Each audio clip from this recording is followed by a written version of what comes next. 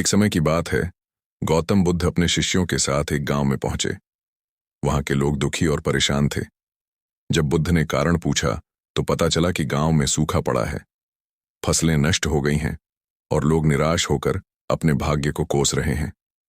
गांव वालों ने बुद्ध से विनती की, भगवान, हम पर दया कीजिए, हमें कोई मार्ग दिखाइए जिससे हम इस कठिन समय से बाहर निकल सकें। बुद्ध कुछ क्षण शांत रहे और फिर एक कहानी सुनाने लगे। बहुत समय पहले एक व्यापारी था जो अपने ऊंटों के काफिले के साथ रेगिस्तान पार कर रहा था।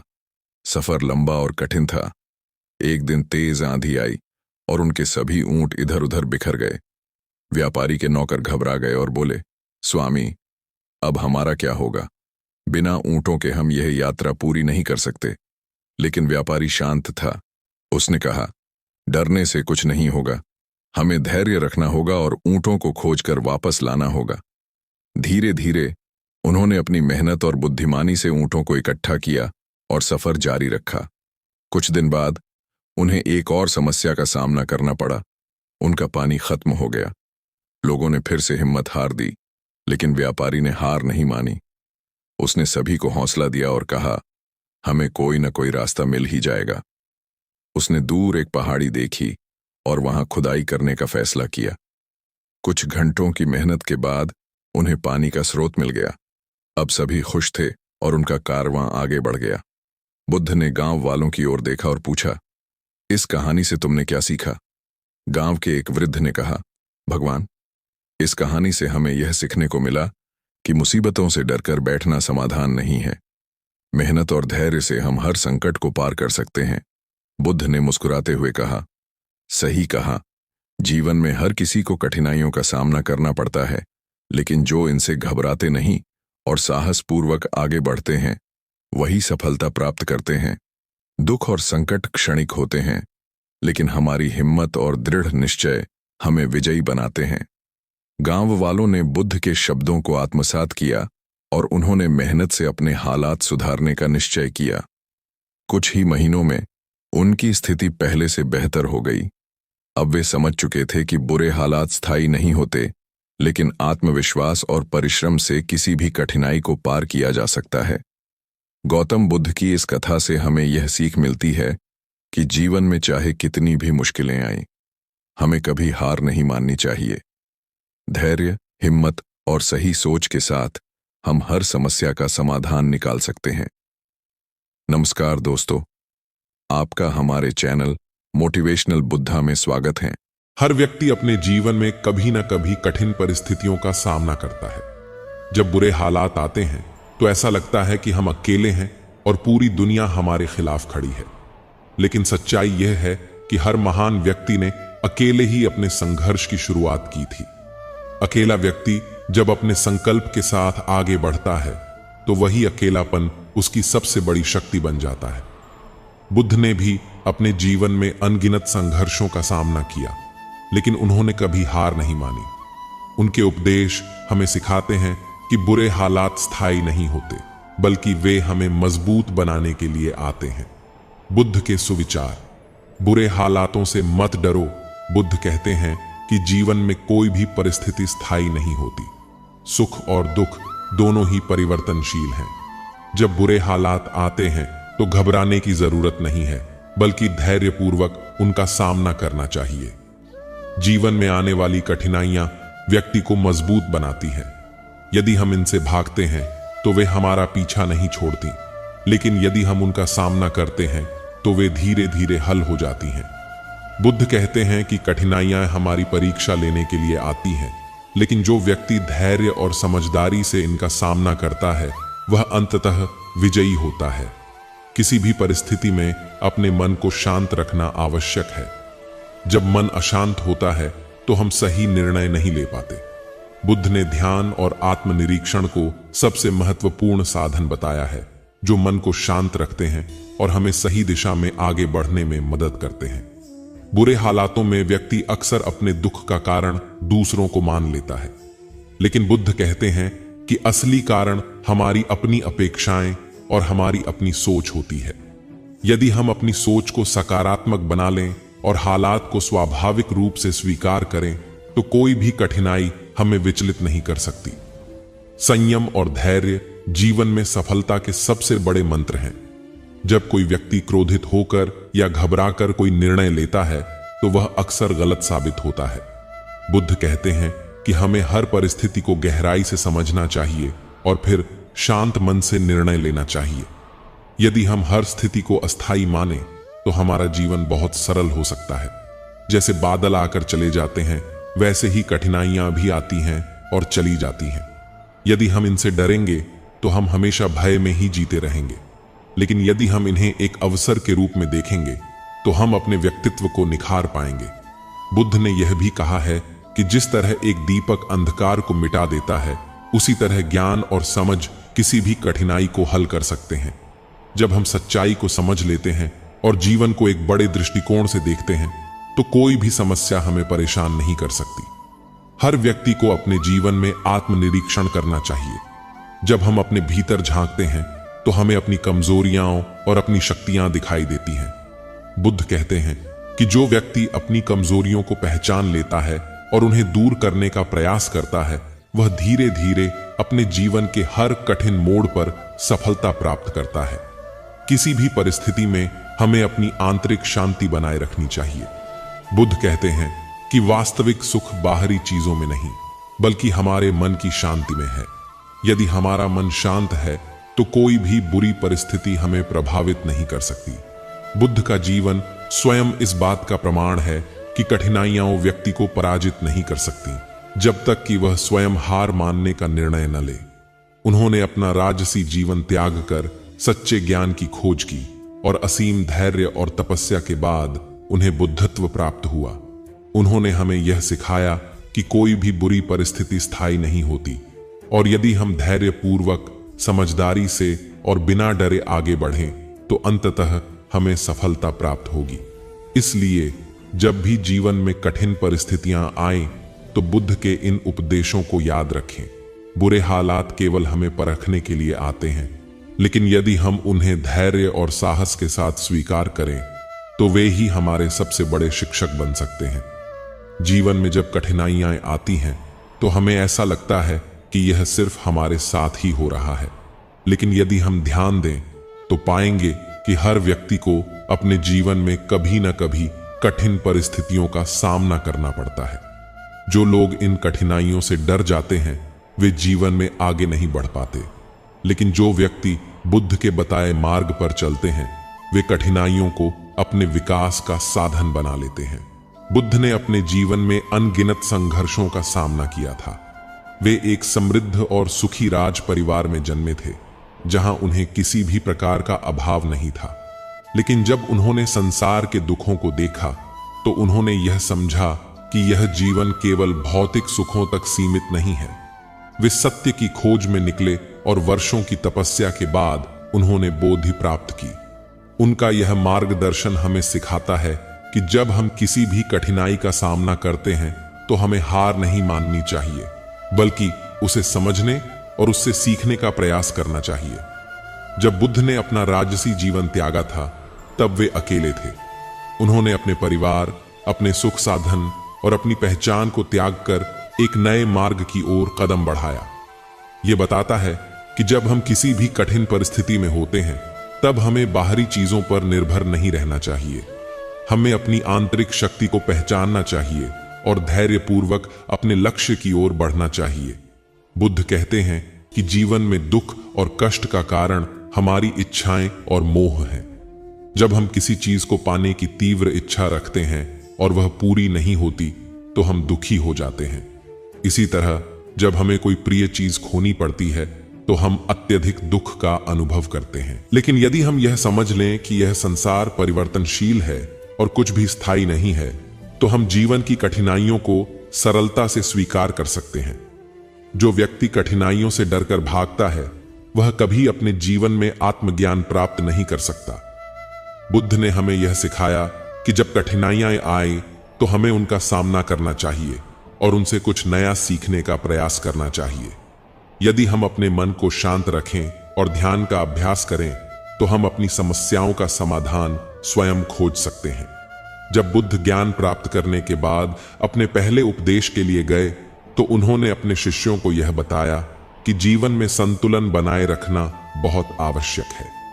यदि हम अत्यधिक मोह और वासनाओं में डूब जाएं, तो हम दुख के शिकार हो जाते हैं। लेकिन यदि हम स्वयं को सभी भौतिक इच्छाओं से दूर कर लें, तो हमें शांति और संतोष की प्राप्ति होती है। जीवन में हर परिस्थिति हमें कुछ न कुछ सिखाने के लिए आती है। जब भी हम किसी कठिन समय से गुजरते हैं, तो हमें यह देखना चाहिए कि वह हमें क्या सिखा रहा है। यदि हम इस दृष्टिकोण से सोचें, तो कोई भी कठिनाई हमें परेशान नहीं कर सकती, बल्कि वह हमें और अधिक शक्तिशाली बना सकती है। बुद्ध कहते हैं कि जब हम जीवन में किसी भी समस्या का सामना करते हैं, तो हमें पहले अपने मन को स्थिर करना चाहिए। जब हमारा मन शांत होता है, तभी हम सही निर्णय ले सकते हैं। किसी भी स्थिति में घबराना, क्रोधित होना या हताश हो जाना समस्या का समाधान नहीं है, बल्कि हमें धैर्य और समझदारी से उस स्थिति का आकलन करना चाहिए और फिर सही मार्ग का चुनाव करना चाहिए। अक्सर लोग बुरी परिस्थितियों में दूसरों को दोष देने लगते हैं, लेकिन बुद्ध हमें यह सिखाते हैं कि हमें अपने भीतर झांकना चाहिए और देखना चाहिए कि क्या समस्या का कारण हमारी अपनी सोच तो नहीं है। यदि हम अपनी सोच को सही दिशा में मोड़ लें और परिस्थितियों को सहज रूप से स्वीकार करें, तो हमारा जीवन बहुत सरल हो सकता है। जो व्यक्ति जीवन में किसी भी स्थिति को स्थायी मान लेता है, वह हमेशा दुखी रहता है। लेकिन जो व्यक्ति समझता है कि जीवन में कुछ भी स्थायी नहीं है, वह हमेशा प्रसन्न रहता है। यह समझना बहुत आवश्यक है कि कोई भी परिस्थिति, चाहे वह अच्छी हो या बुरी, हमेशा बनी नहीं रहती। समय के साथ सब कुछ बदल जाता है। इसलिए यदि हम बुरी परिस्थितियों में फंसे हुए हैं, तो हमें यह समझना चाहिए कि यह भी एक दिन समाप्त हो जाएगी। बुद्ध ने ध्यान को अपने जीवन का सबसे महत्वपूर्ण अंग बनाया था। वे मानते थे कि जब तक मन अशांत रहेगा, तब तक कोई भी व्यक्ति सच्ची शांति नहीं प्राप्त कर सकता। ध्यान करने से व्यक्ति के भीतर की शक्ति जागृत होती है और उसे अपने जीवन की समस्याओं को सही दृष्टि से देखने की क्षमता प्राप्त होती है। यदि हम अपने जीवन को बुद्ध के उपदेशों के अनुसार ढाल लें, तो हमें कभी भी किसी कठिनाई से डरने की आवश्यकता नहीं होगी। बुद्ध का मार्ग हमें सिखाता है कि हमें हर परिस्थिति को स्वीकार करना चाहिए और उसे अपने विकास का एक माध्यम बनाना चाहिए।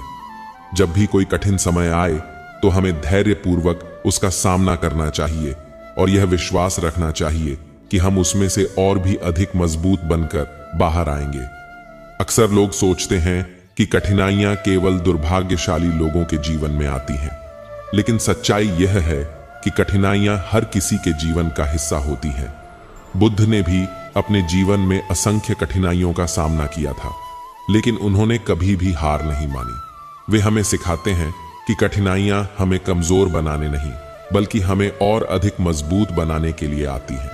यदि हम बुद्ध के उपदेशों का पालन करें, तो हम हर स्थिति में शांत और संतुलित रह सकते हैं। हमें कभी भी किसी भी परिस्थिति से डरना नहीं चाहिए, बल्कि उसे अपनी समझ और धैर्य से हल करने का प्रयास करना चाहिए। जब हम अपने मन को नियंत्रित कर लेते हैं और जीवन को एक बड़े दृष्टिकोण से देखने लगते हैं, तो हमें यह समझ में आ जाता है कि कोई भी परिस्थिति स्थायी नहीं होती। बुद्ध ने यह भी सिखाया कि हमें जीवन में दूसरों की मदद करनी चाहिए। जब हम किसी और की सहायता करते हैं, तो हम अपने दुखों को भूल जाते हैं। सेवा का भाव हमारे भीतर सकारात्मक ऊर्जा का संचार करता है और हमें मानसिक शांति प्रदान करता है। यदि हम दूसरों के दुखों को दूर करने का प्रयास करें, तो हमारा अपना जीवन भी आनंदमय हो सकता है। बुद्ध कहते हैं कि हर व्यक्ति के भीतर अपार शक्ति होती है, लेकिन जब वह कठिनाइयों का सामना करता है, तो वह अपने भीतर की शक्ति को भूल जाता है और हताश हो जाता है। हमें यह समझना चाहिए कि हम कितने भी कठिन समय में क्यों ना हो, हमारे भीतर उन्हें पार करने की क्षमता पहले से ही मौजूद है। हमें केवल अपनी उस आंतरिक शक्ति को पहचानना है और आगे बढ़ना है। बुद्ध का जीवन हमें यह सिखाता है कि कठिनाइयां कभी भी स्थायी नहीं होती। यदि हम सही सोच और धैर्य के साथ उनका सामना करें, तो हम उन्हें आसानी से पार कर सकते हैं। हमें अपने मन को शांत रखना चाहिए, परिस्थितियों को समझना चाहिए और अपनी आंतरिक शक्ति को पहचानते हुए आगे बढ़ना चाहिए। जब भी जीवन में कठिनाइयां आए, तो हमें यह याद रखना चाहिए कि यह समय भी बीत जाएगा और हम इससे और भी अधिक मजबूत होकर उभरेंगे। चलिए अब चलते हैं एक और प्रेरणादायक कहानी की तरफ। एक आदमी को काम के सिलसिले में अपने गांव से शहर जाना था। चूंकि वह बेरोजगार था और गांव में उसे कोई काम उपलब्ध नहीं था, इसलिए उसने शहर जाकर काम ढूंढने का निश्चय किया। गांवों से शहर की यात्रा करने के लिए कोई साधन करने लायक पैसे भी उसके पास नहीं थे, इसलिए वह पैदल ही निकल पड़ा। मार्ग में घना जंगल था। उसे जंगली जानवरों से भय लगा, किंतु कोई चारा न देख वह जंगल में प्रवेश कर गया। कुछ आगे जाने पर अचानक एक पेड़ से एक बड़ा सा बंदर उसके सामने कूदा। आदमी भय के मारे जहां का तहां खड़ा रह गया। बंदर ने आदमी से उसके विषय में पूछा। इस पर आदमी ने अपनी पूरा व्यथा बंदर को सुनाई। तब बंदर ने उसकी हर प्रकार से मदद करने का आश्वासन दिया, किंतु यह शर्त रखी कि तुम मुझे एक क्षण भी बिना काम के मत रखना, अन्यथा मैं तुम्हें मार डालूंगा। आदमी ने उसकी शर्त मान ली। बंदर उस दिन से आदमी के सारे काम करने लगा। जब कोई काम नहीं होता तो आदमी उसे सीढ़ी लाने को कहता और उसे पर ऊपर नीचे चढ़ने उतरने का आदेश देता। इस प्रकार बंदर आदमी का गुलाम बन गया। उपर्युक्त कथा में बंदर मानव मस्तिष्क का प्रतीक है। यदि हम अपने मस्तिष्क को सदैव विभिन्न कार्यों में लगाए रखेंगे तो यह सदैव रचनात्मक ऊर्जा से भरा रहकर सकारात्मक परिणाम देगा, किंतु उसे निष्क्रिय रखते हुए कोई काम नहीं करेंगे तो वह ध्वंसात्मक प्रकृति का हो जाएगा। इसलिए कहा गया है कि खाली दिमाग शैतान का घर होता है। सेठ धनीराम हमेशा पैसे कमाने में लगे रहते और परिवार पर पर्याप्त ध्यान नहीं दे पाते। उनकी पत्नी अपनी हवेली के सामने रहने वाले मजदूर मोहन के परिवार की खुशी देखकर उन्हें उलाहना देती। तुम हमेशा काम में लगे रहते हो, तुम्हें ना अपनी फिक्र है और ना ही परिवार वालों की। मोहन के परिवार को देखो कितना खुशहाल है। यह सुनकर सेठ जी बोले, मोहन कभी 99 के फेर में नहीं पड़ा, वरना इसकी सारी हंसी और मस्ती चली जाती। सेठानी ने 99 के फेर का आशय पूछा तो सेठ जी ने समय आने पर उन्हें दिखाने का वायदा किया। एक रात सेठ जी ने रुपयों की एक पोटली मोहन के आंगन में चुपचाप फेंक दिया। सुबह मोहन की निगाह उस पर पड़ी। खोलने पर उसमें रुपए देख परिवार बहुत खुश हुआ। पोटली में 99 रुपए थे। सभी विचार करने लगे कि इसमें जो 1 रुपया कम है उसे भी कमाकर 100 रुपए पूरे कर लिए जाएं।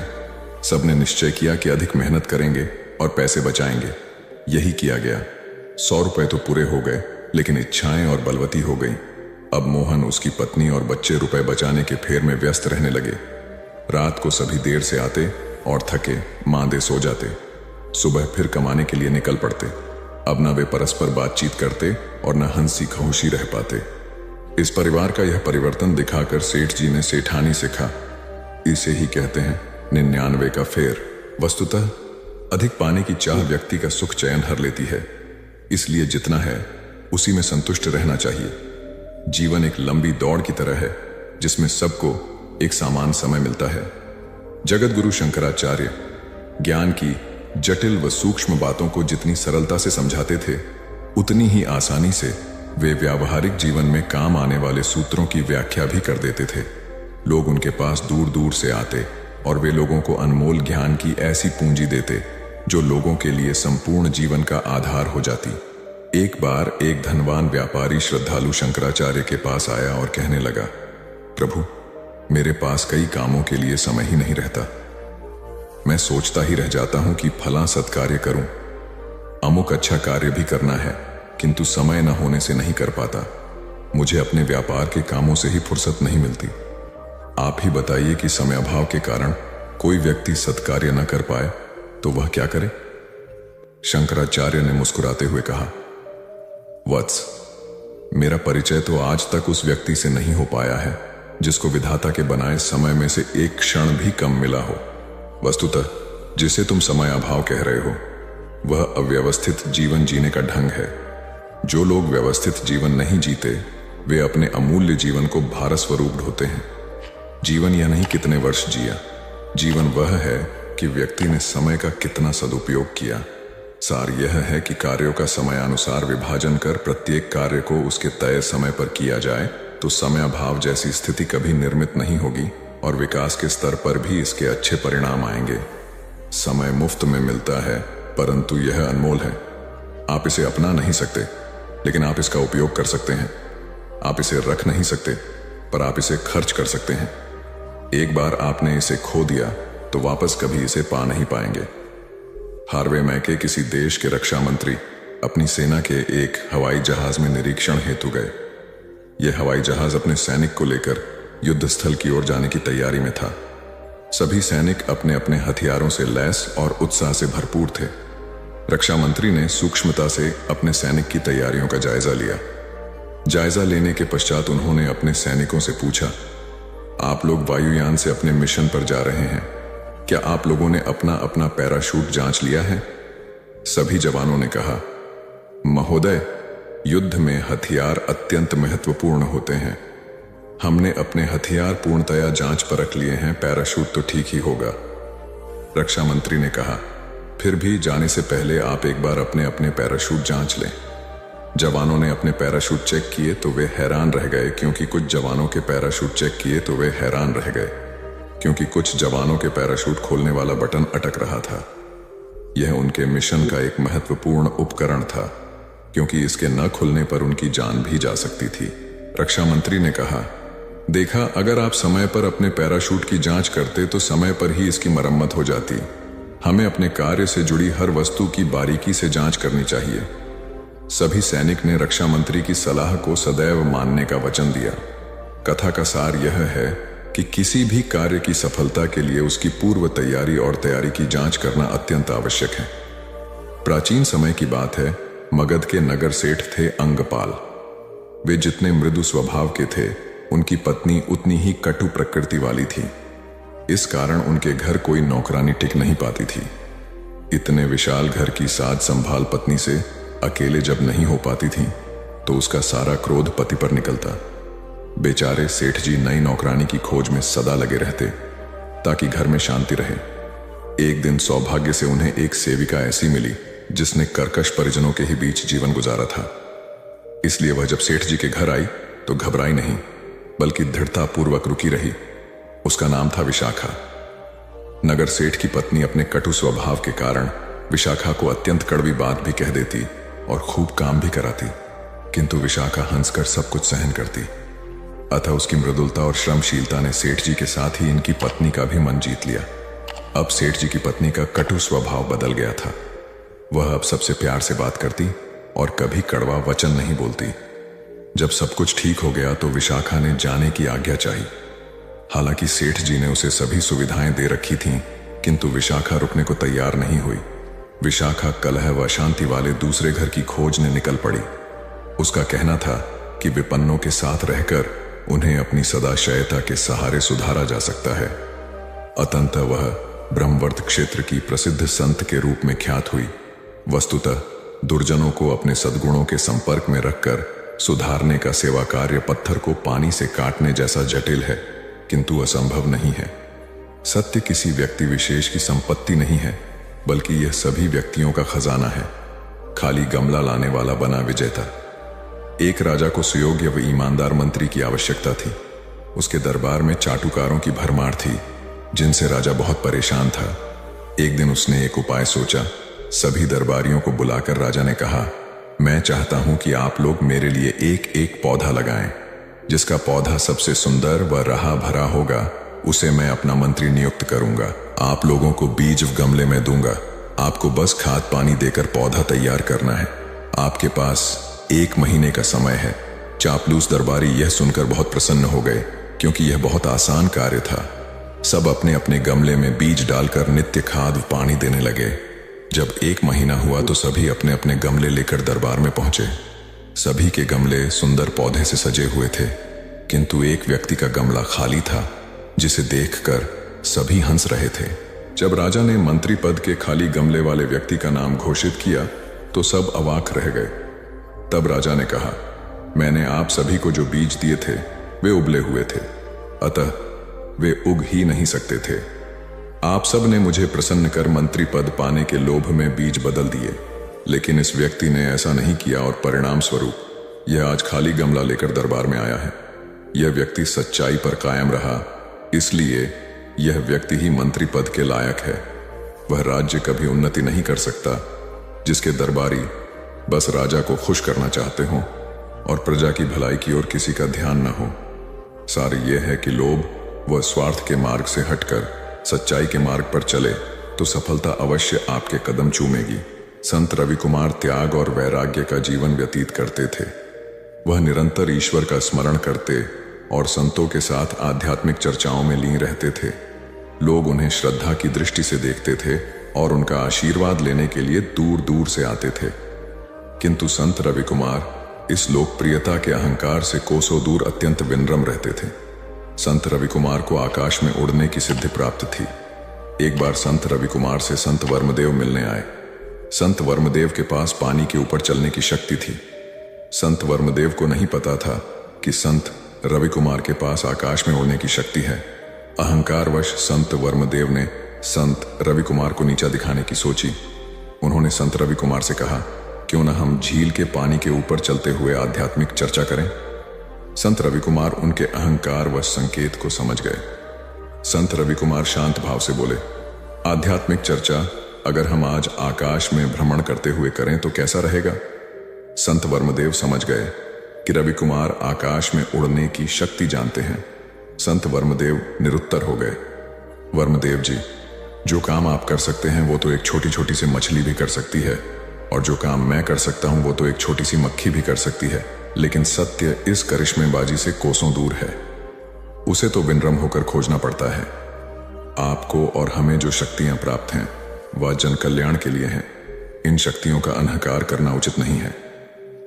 संत वर्मदेव ने हाथ जोड़कर माफी मांगी और अहंकार को त्याग कर जन कल्याण के लिए निकल पड़े। वस्तुतः मैं अथवा द्वैत के भाव का हम या अद्वैत भाव में विसर्जन ही ईश्वर की प्राप्ति का द्वार है। अपने कर्म से दिया मानवता की सेवा का संदेश महिला संत आंडाल पूजा में लीन थी। तभी पास के गांव के लोग आए और सहायता का आग्रह करने लगे। उन्होंने कहा कि गांव का मुखिया गंभीर रूप से बीमार है। सब जगह इलाज करवा लिया लेकिन फायदा नहीं हुआ। अब आप ही कुछ करके उसे बचा सकती हैं। महिला संत आंडाल औषधियों की झाता थी।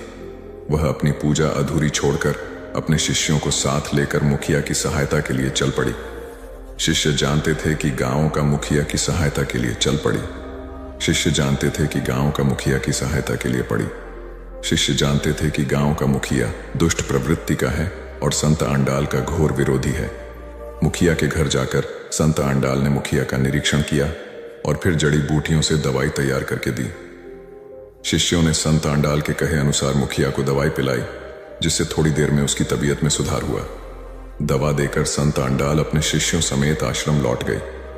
आश्रम में आकर एक शिष्य ने पूछा, माथे, आपने अपनी पूजा अधूरी छोड़कर उस दुष्ट मुखिया का इलाज क्यों किया? वह तो आपका कट्टर दुश्मन है। तब आंडाल बोली, पुत्र, जो आपका दुश्मन है या आपको दुश्मन मानता है, उसके सुख में भले ही आप नहीं जा सकते, परंतु उसके दुख में अवश्य उसका साथ दें। हो सकता है इससे दुश्मनी की खाई भर जाए। ईश्वर हर प्राणी में है, इसलिए प्राणी की सेवा ही ईश्वर की सेवा है। हमें ईश्वर सेवा का कोई भी मौका छोड़ना नहीं चाहिए। शिष्य यह सुनकर श्रद्धा विभूत हो गए। सार यह है कि दुख में सबके काम आना चाहिए। इससे दुखी व पीड़ित व्यक्ति को दुख से लड़ने की ताकत मिलती है। जिज्ञासु ने समझे पूर्णता के मायने एक बार कबीरदास जी के पास एक जिज्ञासु आया और पूछने लगा, महात्मन, मुझे गृहस्थ बनना चाहिए अथवा सन्यासी, कृपया मार्गदर्शन दें। कबीरदास ने कहा, जो भी बनो आदर्श बनो। उसे अच्छी तरह से समझाने के लिए कबीर ने 2 घटनाएं दिखाई। उन्होंने अपनी पत्नी को बुलाया। वह दोपहर का समय था।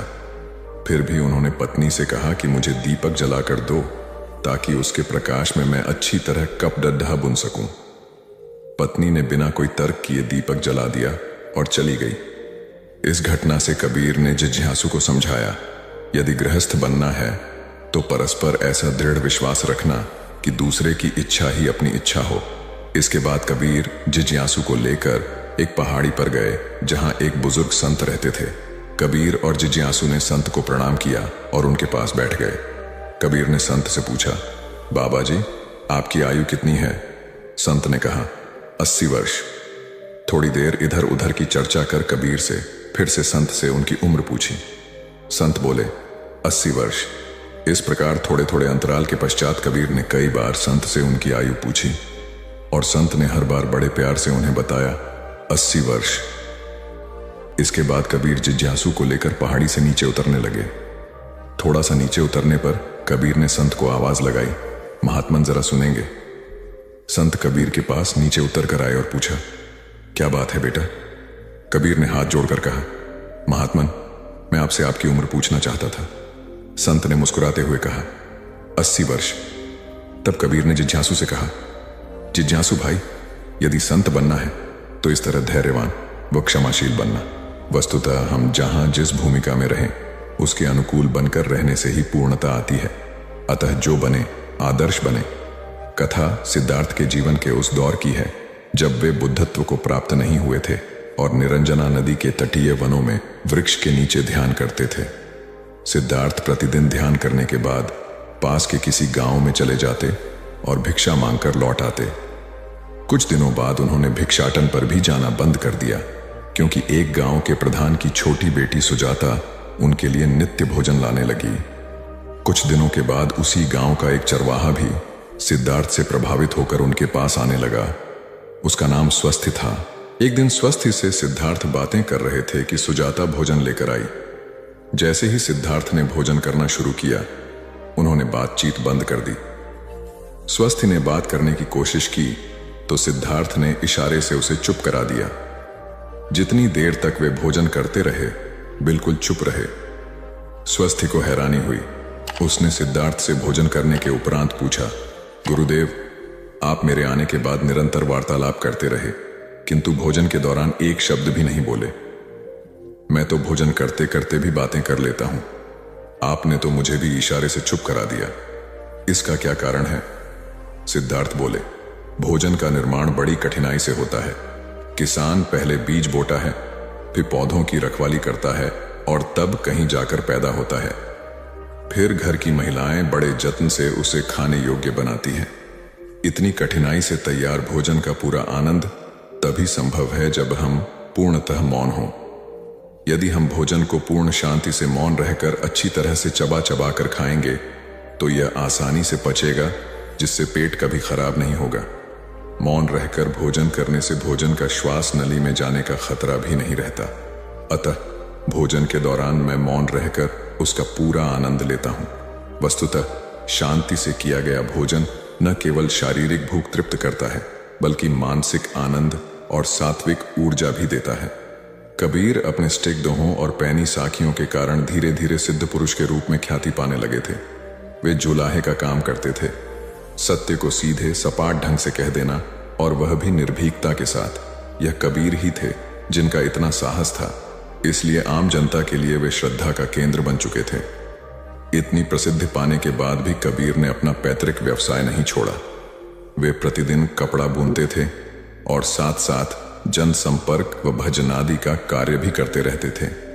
कबीर के कुछ शिष्यों को यह ठीक नहीं लगता था, अतः एक दिन उनमें से एक ने कबीर से पूछा, गुरुदेव, जब आप साधारण मनुष्य थे तब कपड़ा बुनते थे तो ठीक बात थी, किंतु अब आप इतने विख्यात हो गए हैं, जीवन निर्वाह में भी कोई कमी नहीं है, फिर भी आप कपड़ा क्यों बुनते हैं? आपको यह शोभा नहीं देता। उसकी बात सुनकर कबीर मुस्कुराते हुए सहजता से बोले, बेटा, पहले मैं मात्र अपने पेट का पालन करने के लिए कपड़ा बनता था, किंतु अब मैं जन जन में समाये हुए भगवान के तन को ढकने के लिए पूर्ण मनोयोग से कपड़ा बनता हूं। कार्य वही कर रहा हूं, किंतु मेरा दृष्टिकोण बदल गया है। शिष्य ने भी श्रद्धापूर्वक सहमति जताई। कथा का सार यह है कि स्वहित में कार्य करना स्वधर्म है, किंतु जब कार्य का लक्ष्य समाज हित हो जाए तो वह परम धर्म कहलाता है और इस धर्म का पालन करने वाला परमयोगी हो जाता है। स्वप्न में पता चला जीवन जीने का अर्थ एक आदमी अपनी पत्नी व पुत्र के साथ सुखी जीवन व्यतीत कर रहा था। अचानक एक दिन उसकी पत्नी बीमार हो गई और बहुत इलाज कराने के बाद भी स्वस्थ नहीं हुई। लेकिन दुर्भाग्यवश थोड़े दिनों बाद पुत्र को भी रोग ने आ घेरा और उसे भी लाख उपचार के पश्चात बचाया नहीं जा सका। अब तो आदमी पर वज्रपात ही हो गया। वह दिन रात रोता रहता। संसार से सर्वथा विरक्त होकर वह एकांतवासी बन गया, न किसी से कुछ बात करता और न ही मिलता जुलता। एक दिन अपने पुत्र का स्मरण कर वह देर रात तक रोता रहा, फिर उसकी आंख लग गई। स्वप्न में वह देवलोक जा पहुंचा। वहां उसने देखा कि छोटे बच्चों का जुलूस निकल रहा है। उन सभी के हाथों में जलती हुई मोमबत्तियां हैं। उस जुलूस में उसका पुत्र भी चल रहा था, किंतु उसके हाथ की मोमबत्ती बुझी हुई थी। आदमी पहले तो अपने पुत्र से लिपटकर खूब रोया, फिर मोमबत्ती बुझने का कारण पूछा तो पुत्र बोला, पिताजी, आप मुझे याद करके बार बार रोते हैं, इसलिए आपके आंसुओं से मेरी मोमबत्ती बुझ जाती है। यह सुनते ही आदमी की नींद खुल गई और उस दिन उसने बच्चे के लिए रोना बंद कर दिया। उसकी स्मृति में अनाथ बच्चों की मदद करना शुरू कर दिया। सार यह है कि रिश्तों से मोह स्वाभाविक है, किंतु मृत्यु के रूप में उनकी समाप्ति पर शोक में डूबने के स्थान पर उनकी स्मृति में रचनात्मक कर्म करने चाहिए, ताकि कुछ बेहतर करने के उल्लास से वे अधिक याद आएं। श्री हरिपुर के राजा प्रदीप सिंह की असमय मृत्यु के बाद उनके इकलौते पुत्र तेजवीर सिंह को गद्दी पर बैठाया गया। तेजवीर सिंह अपने पिता को तरह साहसी थे, किंतु अनुभव की कमी होने के कारण अनेक बार संकट की स्थिति में घबरा जाते थे। ऐसे में राजमाता उन्हें हिम्मत देती और उचित मार्गदर्शन द्वारा संकट से उबारती। पड़ोसी राज्य गंगापुर के राजा भीम सिंह की निगाह श्री हरिपुर पर थी। आखिर एक दिन भीम सिंह ने श्री हरिपुर पर आक्रमण कर ही दिया। दोनों राज्यों की सेनाओं में घमासान युद्ध होने लगा। भीम सिंह को सेना बड़ी थी। अब तक राजा प्रदीप सिंह सेना छोटी होने के बावजूद अपने साहस और हौसले से सेना का मनोबल ऊंचा रख जीतते आए थे, किंतु तेजवीर सिंह इसे कायम नहीं रख पाए। 2 ही दिन में भीम सिंह ने 4 मील हिस्से पर अधिकार कर लिया। राजमाता ने तेजवीर सिंह को बुलाकर उससे पराजय का कारण पूछा। तेजवीर सिंह ने बताया कि हमारी सेना भीम सिंह की सेना से छोटी है और यही पराजय का कारण है। जब राजमाता ने तेजवीर सिंह के मुख से छोटी सेना के कारण पराजित होने की बात सुनी तो उन्होंने मन ही मन कुछ तय किया। जब रात को तेजवीर सिंह सोने से पहले उन्हें प्रणाम करने आए तो उन्होंने देखा कि राजमाता 6 पतली लकड़ियों के गट्ठर से फर्श पर पड़े लोहे के बड़े टुकड़े को तोड़ने का प्रयास कर रही हैं। तेजवीर ने उनसे कहा, मां, 6000 लकड़ियां मिलकर भी इस मजबूत लोहे को नहीं तोड़ सकती। तब राजमाता बोली, सही कहा, संख्या से मजबूती को पराजित नहीं किया जा सकता। इसी प्रकार हमारे वीर सैनिक और तुम लोहे की तरह मजबूत हो। दुश्मन की अधिक सैनिक संख्या इसी मजबूती के सामने घुटने टेकेगी। तेजवीर ने मां की बातों से प्रेरणा ग्रहण कर अगले ही दिन युद्ध में विजय हासिल की। सार यह है कि दृढ़ मनोबल से हारी हुई जंग में भी फतह हासिल की जा सकती है। दृढ़ मनोबल हो तो किसी भी मुश्किल परिस्थिति का सामना आसानी से किया जा सकता है। इसलिए प्रतिकूलताओं में भी मनोबल ऊंचा बनाए रखें। राम सिंह की बातें सुनकर राजा को बहुत दुख हुआ और उसने स्वयं सारे मामले की जांच पड़ताल करने का फैसला किया। राजा ने अपनी जांच में कई भ्रष्ट मंत्रियों और गांव के मुखियाओं का पर्दाफाश किया और उन्हें जेल में डाल दिया। वस्तुतः संकटग्रस्त लोगों की सहायता करना पुण्य कार्य है। सहायता वास्तविक व्यक्तियों तक पहुंचना बहुत जरूरी है। हर देश के शासकों को इस बात का हमेशा ध्यान रखना चाहिए कि उनके द्वारा जरूरतमंदों को दी जाने वाली सहायता वास्तव में जरूरतमंदों तक पहुंच भी रही है कि नहीं। संत सोलोमन अत्यंत उदार हृदय थे। उनके पास जो भी दीन दुखी आता वे उसकी हर संभव सहायता करते थे। उनकी सहृदयता सभी पर समान रूप से बरसती थी। संत सोलोमन एक स्थान पर नहीं टिकते थे, सदा भ्रमण करते रहते। ऐसे ही एक बार वह घूमते घूमते ऐसे स्थान पर पहुंच गए जहां गणिकाओं का निवास था। चूंकि गणिकाओं के पास व्यक्ति अपनी वासना पूर्ति के लिए ही आता है, अतः वे समझी कि संत का भी यही उद्देश्य है। गणिकाएं आपस में बात करने लगीं कि यह तो साधु के वेश में विलासी है। गणिकाओं ने संत को इशारे से अपने पास बुलाया। चूंकि संत का हृदय निष्कपट था, इसलिए वह निर्विकार भाव से उनके पास चले गए। गणिकाओं के पूछने पर संत ने उनको अपना परिचय दिया। अपना परिचय देने के बाद संत ने पूछा, हे देवियों, आप कौन हैं? गणिकाओं ने संत को अपने बारे में बताया। तब संत सोलोमन उनके विषय में जानकर अत्यंत दुखी हो गए और बोले, हे ईश्वर, तेरी इतनी सुंदर सृष्टि में यह कैसा अनर्थ हो रहा है? तेरी यह सुंदर रचना कीचड़ में पड़ी है। इनका कल्याण करो। इन्हें भी तेरा प्रेम और दया मिलनी चाहिए। संत का ऐसा निष्पाप भाव देखकर गणिकाएं प्रभावित हो गईं। उन्होंने संत से क्षमा मांगी। संत ने गणिकाओं को प्रेरित किया कि वह यह कीचड़ भरा जीवन छोड़कर सच्चाई व साधना के मार्ग पर चले। संत की प्रेरणा से गणिकाएं साधना के मार्ग पर चल पड़ी। उन्होंने वेश्यावृत्ति द्वारा अर्जित धन से नारी निकेतन का निर्माण करवाया और परोपकार को सदा के लिए अपना लिया। वस्तुतः विवशतावश या अविवेक के कारण जिनका पतन हुआ है, उन्हें निर्विकार भाव से विकास को मुख्य धारा में लाना महान परमार्थ होता है, जिसे करने वाला ही सच्चा संत और समाज सुधारक होता है। महात्मा गांधी ने सिखाया मितव्ययिता का पाठ। महात्मा गांधी पार्टी के कार्यों के सिलसिले में प्राय यात्राएं किया करते थे, जो देश की स्वतंत्रता के उद्देश्य को लेकर होती थीं। एक बार गांधी जी ऐसे ही किसी कार्य से इलाहाबाद आए और पंडित मोतीलाल नेहरू के निवास स्थान आनंद भवन में ठहरे। नेहरू परिवार ने इसे अत्यंत सौभाग्य का विषय माना और गांधी जी का आत्मीयता से परिपूर्ण सत्कार किया। गांधी जी रात्रि विश्राम के बाद जब सुबह उठे तो नित्य कर्म से निवृत्त होकर हाथ मुंह धोए। इसके बाद वे पानी लेकर कुल्ला करने लगे। इसी दौरान पंडित जवाहरलाल नेहरू आ गए और उनसे किसी विषय पर बातचीत करने लगे। कुल्ला करते करते गांधी जी का पानी खत्म हो गया। इससे उनका मन कुछ उखड़ गया और बातचीत बीच में ही रुक गई। नेहरू जी ने उनसे पूछा तो वे बोले, देखो ना, मैं बातचीत में इतना खो गया कि सारा पानी खर्च हो गया और अब मुझे दोबारा पानी लेना पड़ेगा। नेहरू जी उनकी बात सुनकर हंसते हुए बोले, बस इतनी सी बात है, यहां तो गंगा और यमुना दोनों ही बहती हैं, जितना चाहे उतना पानी इस्तेमाल कीजिए। गांधी जी ने कहा, गंगा और यमुना अकेले मेरे लिए तो नहीं बहती हैं। प्रकृति में कोई चीज कितनी ही मात्रा में क्यों ना उपलब्ध हो, किंतु मनुष्य को अपने लिए उतनी ही मात्रा में उसे लेना चाहिए जितना अनिवार्य हो। मितव्ययिता से किसी भी वस्तु का उपयोग करने पर आगे की पीढ़ियों के लिए वह संग्रहित रहती हैं और इस प्रकार वह समाज की अधिकतम आवश्यकताओं की पूर्ति करती है। सार यह है कि मितव्ययिता को अपनाकर समाज कल्याण के सपने को साकार किया जा सकता है। गांधी जी का जन्मदिन था। प्रतिदिन की भांति संध्या के समय प्रार्थना सभा हुई। प्रार्थना के बाद उनका प्रवचन हुआ। अंत में गांधी जी ने पूछा, आज यह घी का दीपक किसने जलाया है? यह सुनते ही सभा में सन्नाटा छा गया। सभी एक दूसरे का मुंह देखने लगे। किसी को कुछ बोलने का साहस नहीं हुआ।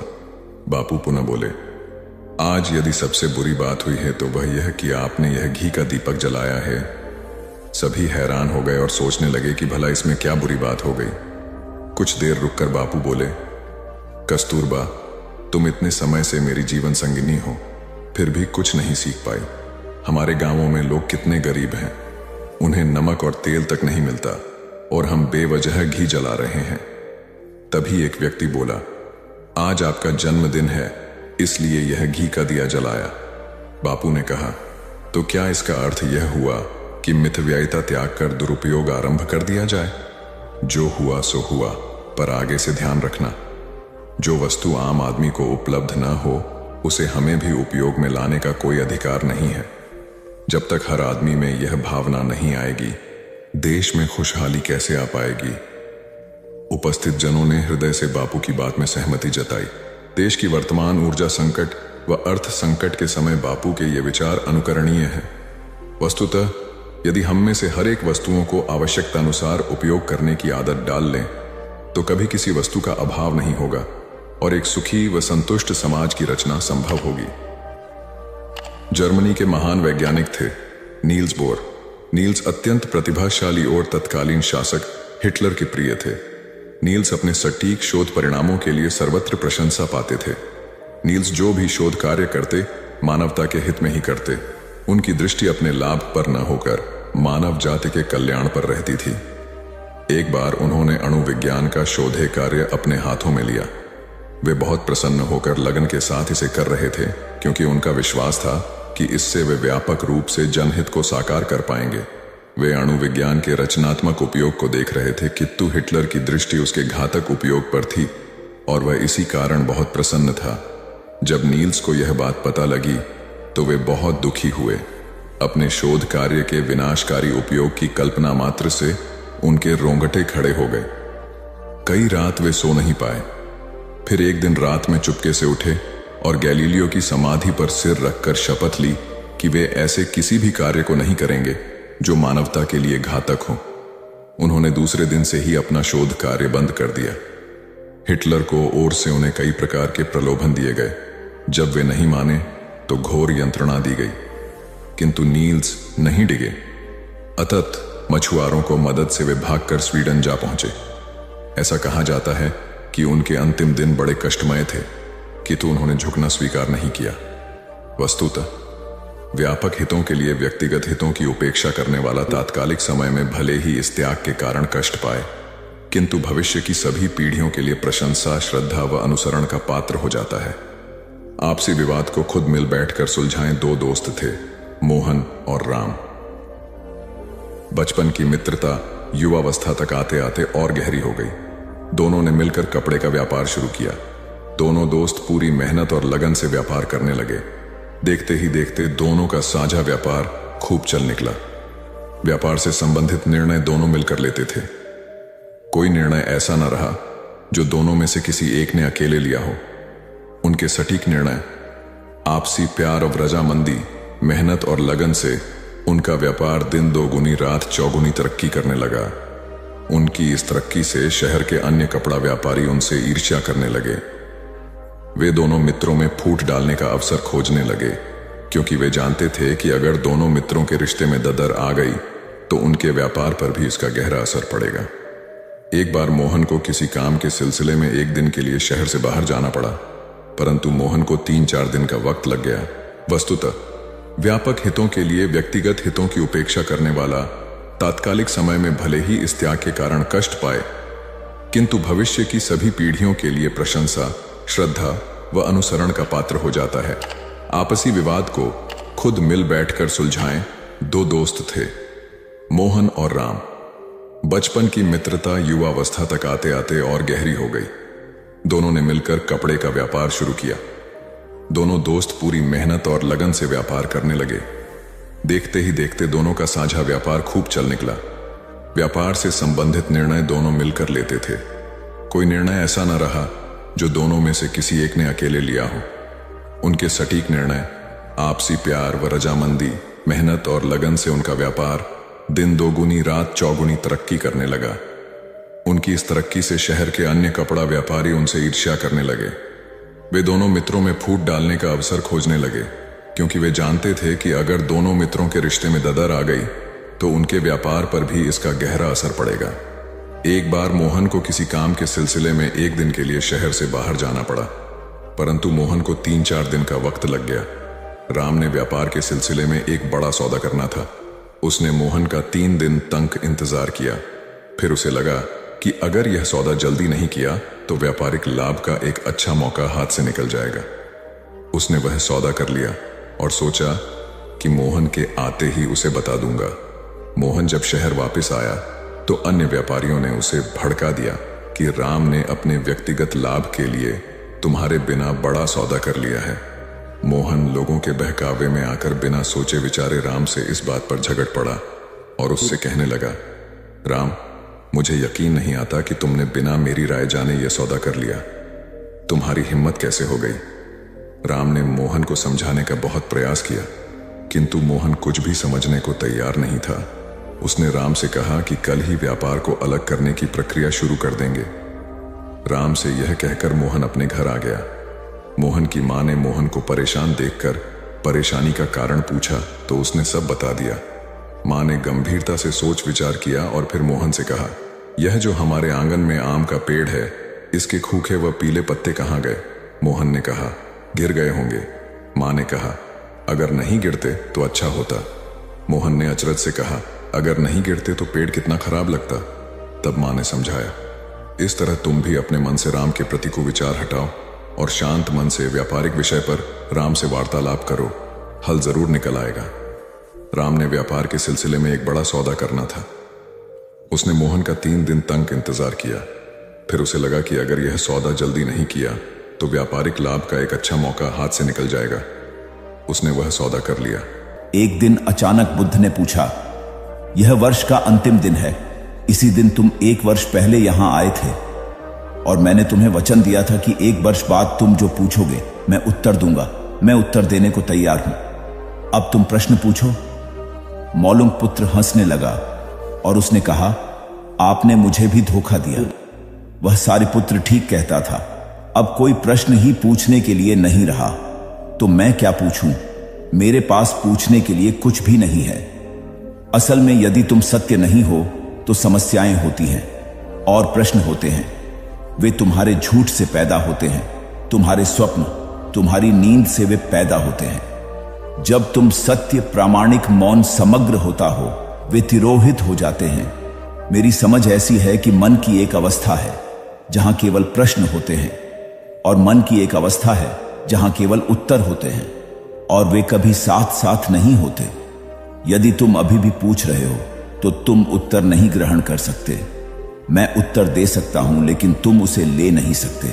यदि तुम्हारे भीतर प्रश्न उठने बंद हो गए हैं तो मुझे उत्तर देने की कोई जरूरत नहीं है। तुम्हें उत्तर मिल जाता है। किसी प्रश्न का उत्तर नहीं दिया जा सकता है। मन की एक ऐसी अवस्था उपलब्ध करनी होती है जहां कोई प्रश्न नहीं उठते। मन की प्रश्न रहित अवस्था ही एकमात्र उत्तर है। यही तो ध्यान की पूरी प्रक्रिया है। प्रश्नों को गिरा देना, भीतर चलती बातचीत को गिरा देना। जब भीतर की बातचीत रुक जाती है तो ऐसा असीम मौन छा जाता है। उस मौन में हर चीज का उत्तर मिल जाता है। हर चीज सुलझ जाती है, शाब्दिक रूप से नहीं, अस्तित्वगत रूप में सुलझ जाती है। कहीं कोई समस्या नहीं रह जाती है। किसी की मौत तो नहीं हुई। यह सुनकर घर के लोग आश्चर्य से कहने लगे, गौतमी, ये तू क्या कह रही है? यहां कितने आदमी मर चुके हैं, इसका कोई हिसाब है? गौतमी, तो मैं आपके घर से सरसों न लूंगी। गौतमी दूसरे घर गई। सब जगह उसे वही जवाब मिला। उसने समझा शायद सारे नगर में यही बात हो। उसे एकदम ध्यान आया कि बुद्ध भगवान ने शायद जानबूझकर ही मुझे सरसों मांगने के लिए भेजा है। वह शीघ्र ही अपने मृत पुत्र को नगर के बाहर श्मशान में ले गई। उसे अपने हाथ में लेकर बोली, प्रिय पुत्र, मैंने समझा था शायद तुम ही अकेले मरने के लिए पैदा हुए हो, लेकिन अब मुझे मालूम हुआ कि मौत सबके लिए है। जो पैदा हुआ है उसे एक न एक दिन अवश्य मरना है। इतना कहकर अपने पुत्र को श्मशान में रख वहां से लौट आई। लौटकर गौतमी बुद्ध के पास गई। बुद्ध ने पूछा, गौतमी, सरसों के दाने मिल गए? गौतमी, भगवान, सरसों नहीं चाहिए, उनका काम हो गया है। बजाय और भी कहीं अधिक बढ़ जाएंगी, क्योंकि किसी भी निर्दोष जीव को मारकर कोई भी व्यक्ति खुशी नहीं प्राप्त कर सकता। आपकी समस्या का हल निर्दोष जीवों को मारने से कैसे हो सकता है? आप राजा हैं, आपको सोच विचार कर निर्णय लेना चाहिए।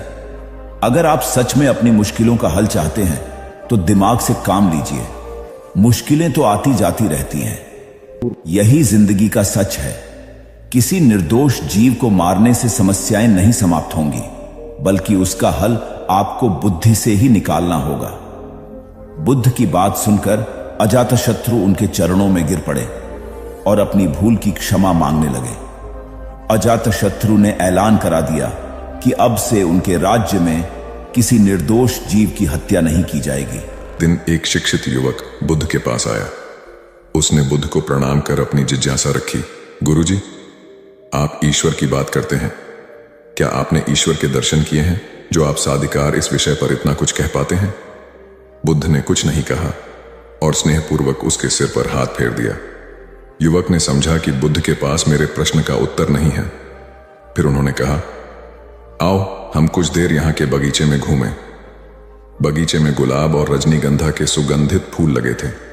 युवक बोला, गुरुजी, इन फूलों की सुगंध से सारा वातावरण महक रहा है। बुद्ध ने कहा, वत्स, तुम ठीक कहते हो, किंतु एक बात बताओ कि यह सुगंध तुम्हें दिखाई दे रही है? युवक बोला, जी नहीं, सुगंध तो अनुभव की जाती है। तब बुद्ध ने कहा, बस यही तुम्हारे प्रश्न का उत्तर है। तुम्हारे शरीर में जब कभी कहीं चोट लगती है तो दर्द होता है। क्या इस दर्द को तुम देख सकते हो? युवक बोला, नहीं, वह भी अनुभूत ही होता है। बुद्ध ने अंतिम रूप से युवक का समाधान करते हुए कहा, आत्मा और परमात्मा के साथ भी यही बात है। आत्मा को परमात्मा की अनुभूति के द्वारा उसका साक्षात्कार होता है, न कि स्थूल नेत्रों से। युवक अब पूर्णतः संतुष्ट था। बुद्ध का आभार मानते हुए वह चला गया। परमात्मा सदैव अनुभूति के स्तर पर ही घटता है, और यह घटना तब होती है जब मन पूर्णतः निर्लिप्त तथा संभव को प्राप्त हो चुका हो। महात्मा बुद्ध नदी के किनारे एकांत में अपनी कुटिया में रहते थे। उन्होंने कुटिया के चारों ओर हरे भरे वृक्ष लगा रखे थे, जिन पर सुबह शाम पक्षियों का कलरव गूंजता रहता था। प्रकृति का यह मधुर सान्निध्य महात्मा बुद्ध को सदैव आनंदित रखता था। पक्षी और पेड़ पौधे तो मानो उनका परिवार ही बन गए थे। एक दिन महात्मा बुद्ध प्रातःकालीन उठे ही थे कि द्वार पर उन्हें एक सेठ जी खड़े नजर आए। उन्हें चिंताग्रस्त देख महात्मा बुद्ध ने उनसे समस्या जाननी चाहिए। सेठ जी बोले, महाराज, मेरे पास विशाल संपदा है, भरा पूरा परिवार है और मुझे कोई रोग भी नहीं है। फिर भी मुझे नींद नहीं आती, रात भर करवटें ही बदलता रहता हूं। महात्मा बुद्ध ने आत्मीयता से सेठ जी के सिर पर हाथ फेरकर कहा, सेठ, तुम्हारे पास सब कुछ भले ही हो, किंतु वह नहीं है जो नींद के लिए आवश्यक है। सेठ ने पूछा, वह क्या है महाराज? महात्मा बोले, तुम चारों ओर चिंताओं से घिरे हो, धन संपत्ति की चिंता, व्यापार व्यवसाय की चिंता, परिवार की चिंता। स्मरण रखो कि चिंता चयन में शत्रुता है। सेठ ने इससे बचने का उपाय पूछा तो उन्होंने कहा, तुम प्रकृति से शिक्षा ग्रहण करो। पेड़ पौधे, फूल, पानी और प्रकाश के रूप में उसकी अनंत संपदा चारों ओर बिखरी हुई है, किंतु वह चिंता मुक्त है। अपनी इस दौलत को पूरी दुनिया पर दोनों हाथों से सत्य लुटाती रहती है। तुम यदि उससे प्रेरणा लेकर अपना जीवन भी उसके अनुरूप बना लोगे तो तुम्हें न केवल नींद आएगी बल्कि अतीव शांति महसूस होगी। सेठ ने महात्मा बुद्ध की बात का मर्म समझा और लोक कल्याण की राह पर चल पड़ा। धन और ज्ञान देने से बढ़ते ही हैं, इसलिए इनके संग्रह के साथ साथ इनके दान की वृत्ति भी रखनी चाहिए। एक गरीब किसान गौतम बुद्ध का बहुत बड़ा भक्त था। एक दिन वह बुद्ध के पास आया और अपने गांव आने का आग्रह किया। बुद्ध उसके गांव पहुंचे तो सारा गांव उन्हें देखने व सुनने के लिए उमड़ पड़ा, किंतु वह किसान नहीं आया। हुआ यह कि उसी दिन किसान के बैलों की जोड़ी कहीं खो गई। किसान इस दुविधा में रहा कि बुद्ध का प्रवचन सुने या अपने बैलों को खोजे। काफी सोचने के बाद उसने अपने बैलों को खोजने का निर्णय किया। घंटों भटकने के बाद बैल मिले। थका हारा किसान घर आया और भोजन कर सो गया। अगले दिन वह अति संकोच से क्षमा प्रार्थी बन बुद्ध के पास पहुंचा तो वे बड़े स्नेह से बोले, मेरी दृष्टि में यह किसान मेरा सच्चा अनुयायी है। इसने उपदेश से अधिक महत्व कर्म को दिया। यदि यह कल बैलों को न ढूंढते हुए उपदेश सुनता तो मेरी बातें इसकी समझ में नहीं आती, क्योंकि मन बैलों में अटका रहता। इसने कर्म को महत्व देकर प्रशंसनीय काम किया। सार यह है कि हम जहां जिस भूमिका में हों उसका ईमानदारी से निर्वाह करें। यही सच्ची आध्यात्मिकता है, क्योंकि प्रत्येक धर्म कर्म को ही सर्वोपरि महत्व देता है। गौतम बुद्ध को उनके अनुयायी यदि स्नेह से कहीं बुलाते तो वे अवश्य जाते। फिर जब बुद्ध पहुंचते तो श्रोताओं की भारी भीड़ उमड़ पड़ती। बुद्ध के वचनों में जो अमृतत्व होता था उसका पान करना सभी को प्रीतिकर लगता था। उनके उपदेशों में ऐसा कुछ अवश्य होता था जिससे गंभीर समस्याएं सुलझ जाती और कुछ न कुछ सार्थक भी प्राप्त हो। सार यह है कि हम जहां जिस भूमिका में हो उसका ईमानदारी से निर्वाह करें। यही सच्ची आध्यात्मिकता है, क्योंकि प्रत्येक धर्म कर्म को ही सर्वोपरि महत्व देता है। गौतम बुद्ध के पास उनका प्रिय शिष्य पूर्ण पहुंचा। बुद्ध ध्यानावस्था में बैठे थे। पूर्ण के पहुंचने पर उन्होंने आंखें थोड़ी सी खोली और पूर्ण से आने का कारण पूछा तो उसने कहा, मैं धर्म प्रचार के लिए जाना चाहता हूं, आपकी आज्ञा चाहिए। बुद्ध मुस्कुराए और कहा, पूर्ण, धर्म की राह बहुत मुश्किल है। तुम लोगों को अच्छी बातें बताने जाओगे और लोग तुम पर नाराज होंगे। हो सकता है कि अपशब्द भी कहे। इस पर पूर्ण ने कहा, कोई बात नहीं, मैं यह सोचकर उनकी बातों पर ध्यान नहीं दूंगा कि उन्होंने अपशब्द ही कहे, पिटाई तो नहीं की। बुद्ध बोले, हो सकता है कि कुछ लोग हाथ उठा दें। पूर्ण ने कहा, तब मैं यह सोचकर उन्हें क्षमा कर दूंगा कि उन्होंने मुझ पर शस्त्रों से प्रहार तो नहीं किया। बुद्ध फिर बोले, हे पूर्ण, हो सकता है कि कुछ लोग तुम पर शस्त्रों का भी उपयोग करें। पूर्ण ने उत्तर दिया, तब मैं यह सोचकर उनके प्रति कोई प्रतिकार की भावना नहीं रखूंगा कि उन्होंने मुझे मारा, पर जान से तो नहीं मार डाला, मुझे जीवित छोड़ दिया। बुद्ध ने फिर कहा, और यदि तुम्हारे प्राण ही ले लिए तब? पूर्ण ने तत्क्षण सिर झुकाकर कहा, तब मैं उनका आभारी रहूंगा कि उन्होंने धर्म के मार्ग पर मेरे प्राणों का उत्सर्ग करने में मेरी सहायता की। मैं उनके प्रति कृतज्ञ रहूंगा। तब बुद्ध ने आंखें खोली और आशीर्वाद देकर अनुमति दी तथा पूर्ण से कहा, अब तुम धर्म प्रचार करने के पात्र हो। जो किसी में भी कोई दोष न देखे वही सच्चा है। अच्छाई के मार्ग पर चलना बहुत मुश्किल काम है। जो इस राह पर चलता है उसके मार्ग में अनेक बाधाएं आती हैं, लेकिन जो व्यक्ति किसी में भी दोष न देखे वही बाधाओं को सहजता से पार कर अपने लक्ष्य को पूरा कर पाता है। एक बार गौतम बुद्ध जब वन से गुजर रहे थे, तब एक राक्षसी हाथ में तलवार लेकर प्रकट हुई और कहा, अरे बुद्ध, आज तुम्हारे प्रेम को मेरी घृणा के सामने झुकना ही पड़ेगा। आज तुम्हारे जीवन का अंतिम दिन है। बुद्ध ने मुस्कुराते हुए उत्तर दिया, मैं घृणा, उपहास और द्वेष के आगे नतमस्तक नहीं होऊंगा। मैं निंदा, प्रशंसा अथवा उपहास किसी से भी प्रभावित नहीं होता। तुम मुझसे इतनी घृणा करती हो, पर मैं तो तुमसे भी प्रेम करता हूं। राक्षसी ने पूछा, तुम मुझसे प्रेम क्यों करते हो? बुद्ध बोले, मैं तुम्हें मां का रूप देख रहा हूं और मां तो प्रेम का रूप होती है, उसमें हिंसा हो ही नहीं सकती। इतना सुनते ही राक्षसी के हाथ से तलवार गिर पड़ी। हे बुद्ध, तुम धन्य हो। इतना कहते ही बहदेवी में बदल गई और अंतर्धान हो गई। दरअसल जो लोग दूसरों से द्वेष करते हैं, अंत में एक दिन घृणा उन्हें नष्ट कर देती है। घृणा से घिरे हुए लोगों को एक दिन घृणा ले डूबती है।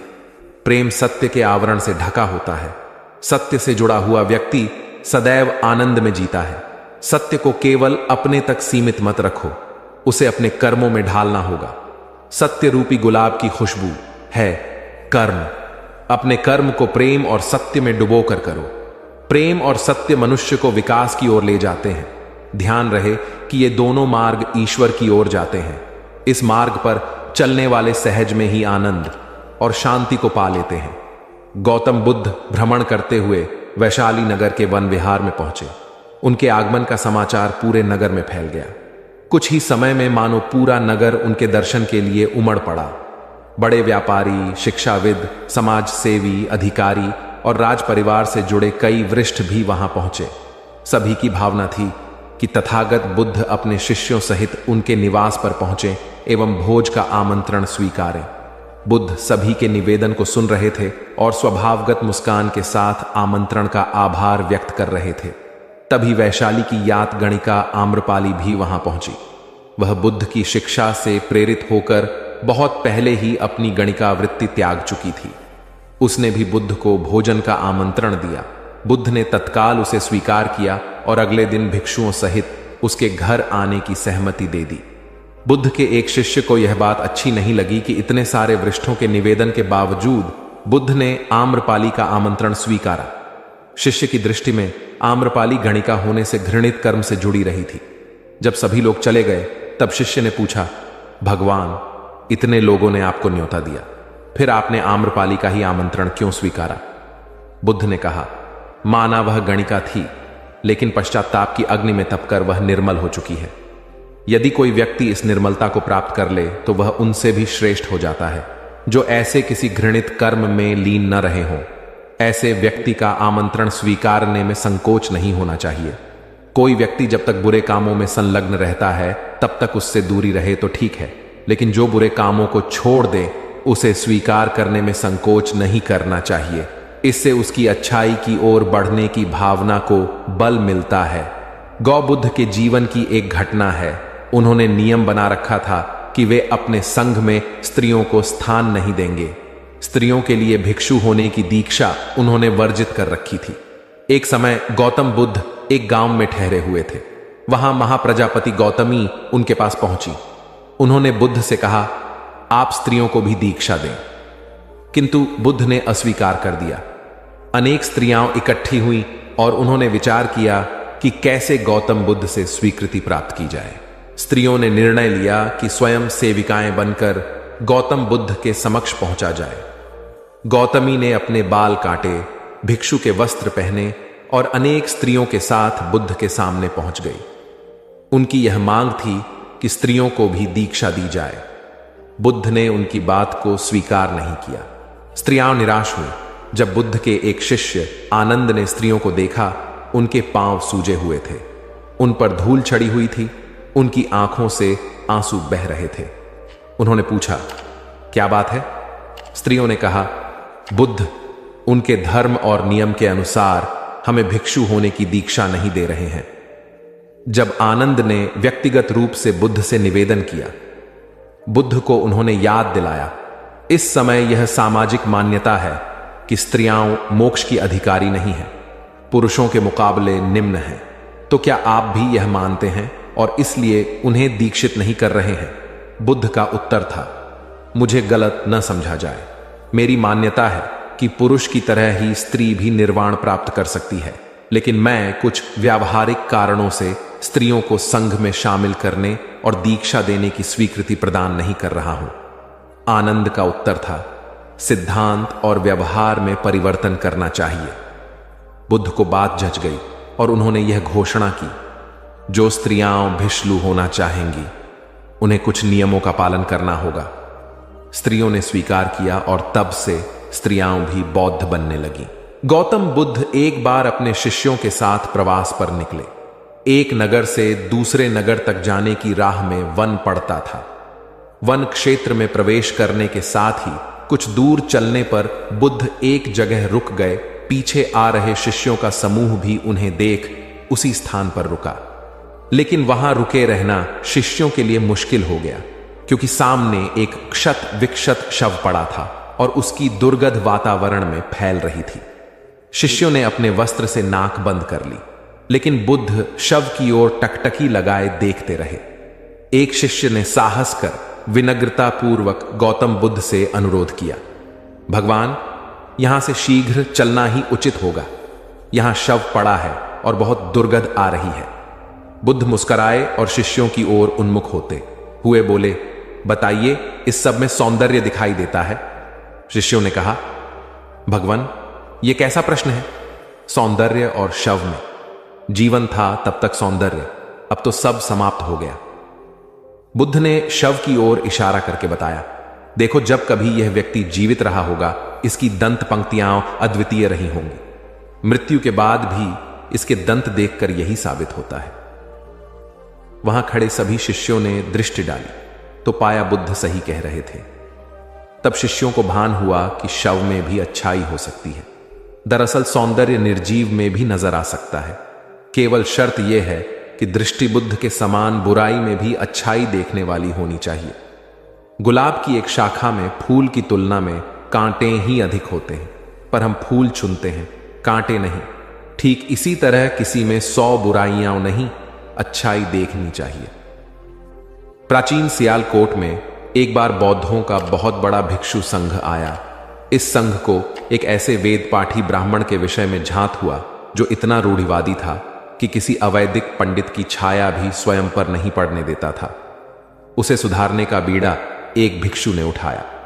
अगले दिन वह अपना भिक्षा पात्र लेकर ब्राह्मण के घर पहुंच गया और पूछा, कुछ आहार पानी की सुविधा है?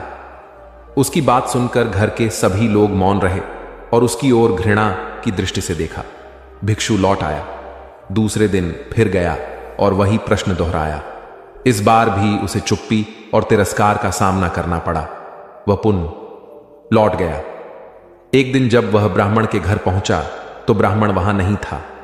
नित्य आने जाने से ब्राह्मणी का मन पसीज गया। वह बोली, मैं तो तुम्हें आहार पानी दे दूं, किंतु पंडित जी की नाराजगी के कारण विवश हूं। भिक्षु ने कहा, कोई बात नहीं बहन, मैं अपना काम करता हूं, तुम अपना काम करो।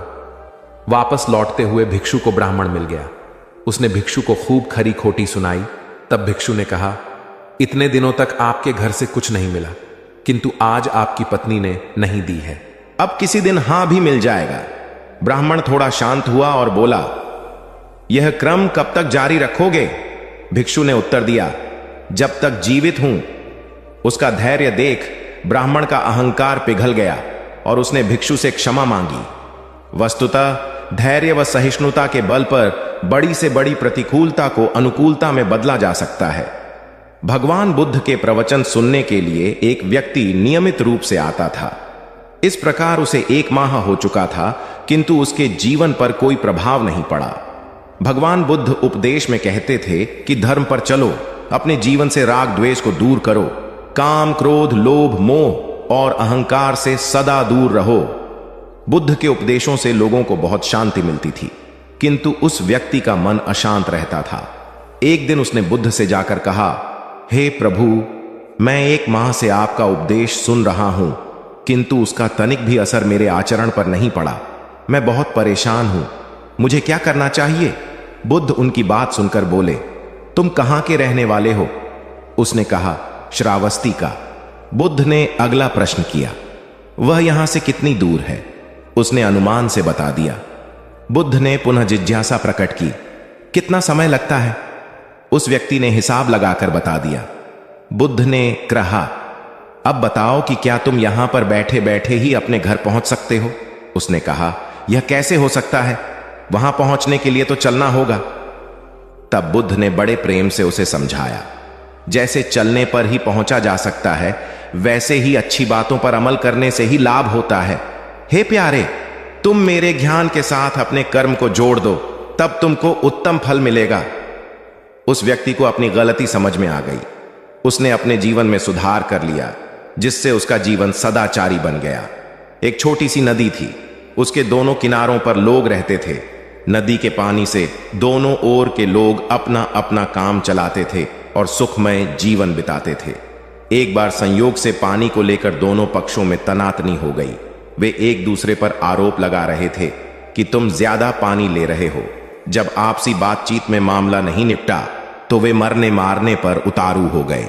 उनके पास जो भी हथियार थे उन्हें तत्काल निकाल लाए और एक दूसरे पर टूट पड़ने को आमादा हो गए। तभी किसी ने जाकर भगवान बुद्ध को सूचना दी। उन्होंने दोनों पक्षों के प्रतिनिधियों को बुलाया और तकरार का कारण पूछा। दोनों प्रतिनिधियों ने अपना अपना पक्ष रखा। बुद्ध ने दोनों की बातें सुनी और मुस्कुराकर कहा, तो तुम लोग क्या करोगे? दोनों प्रतिनिधियों ने आवेश में आकर कहा, हम खून की नदियां बहा देंगे। भगवान बुद्ध ने कहा, तो तुम्हें खून चाहिए? उन लोगों ने हतप्रभ होकर बुद्ध की ओर देखा, फिर बोले, नहीं, हमें पानी चाहिए। भगवान बुद्ध ने कहा, तो तुम्हें खून चाहिए? उन लोगों ने हतप्रभ होकर बुद्ध की ओर देखा, फिर बोले, नहीं, हमें पानी चाहिए। तब सहज भाव से बुद्ध ने कहा, खून बहाकर खून मिलेगा, पानी कैसे पाओगे? कुछ ठहर कर आगे बुद्ध बोले, याद रखो, हिंसा हिंसा को बढ़ाती है, बैर बैर को बढ़ाता है। नदी से ही सीख लो कि वह किसी से लड़ती नहीं, वह निश्चल भाव से अपने जल का सभी के लिए दान करती है। बुद्ध के शब्दों ने जादू जैसा काम किया और दोनों पक्षों की समस्या का सहज रूप से समाधान हो गया।